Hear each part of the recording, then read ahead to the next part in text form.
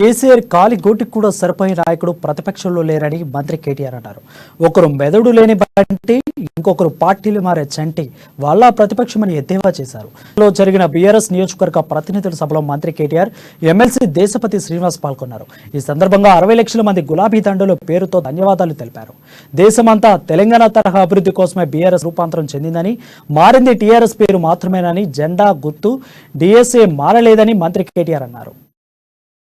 ఆనాడు పార్టీ జలదృశ్యంలో పెద్దలు ఆచార్య కొండా లక్ష్మణ్ బాపూజీ గారు, ఆనాడు మన ముఖ్యమంత్రి పెద్దలు కేసీఆర్ గారికి, మన పార్టీ అధ్యక్షుల వారికి ఆశ్రయం ఇచ్చి, నువ్వు ఇక్కడి నుంచి నడుపు తమ్ముడు, నీకు అండగా నేనున్నాను, మా ఆశీర్వాదం నీకు ఎప్పటికీ ఉంటదని చెప్పి ఆనాడు జలదృశ్యంలో ఆశీర్వాదం ఇస్తే, ఆ రోజు జలదృశ్యంలో పార్టీ పురుడు పోసుకు మొట్టమొదటి సమావేశం అక్కడ జరిగింది. ఒక్కసారి దయచేసి ఆ రోజు పరిస్థితులను ఆలోచించమని చెప్పి నేను కోరుతున్నాను. కేసీఆర్ గారు పార్టీ పెట్టే నాడు 2001వ సంవత్సరంలో ఆయన ఆనాడు కేసీఆర్ గా సుపరిచితుడు కాదు.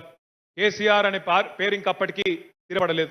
ఆనాడు ఆయన పేరు చంద్రశేఖరరావు, కల్వకుంట్ల చంద్రశేఖరరావు. సిద్దిపేట ఎమ్మెల్యేగా, రాష్ట్రంలో మంత్రిగా, డిప్యూటీ స్పీకర్గా కొన్ని పదవులు చేసిన వ్యక్తిగా మెదక్ జిల్లా కాడికి బాగా తెలుసు, రాష్ట్రంలో కూడా చాలా మందికి తెలుసు, కానీ అంత పాపులర్ కాదు.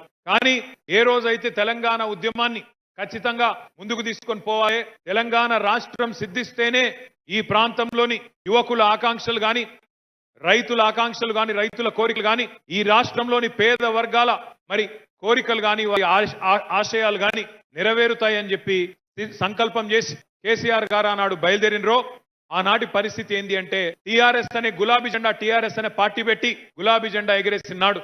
ఆయన ఒక సినిమా యాక్టర్ కాదు, ఆయన ఏమి సినిమాల్లో సుప్రసిద్ధ నటుడు కాదు, సినిమా యాక్టర్ కాదు, పెద్ద భయంకరమైన గ్లామర్ తో 100 సినిమాలు చేసి మరి విపరీత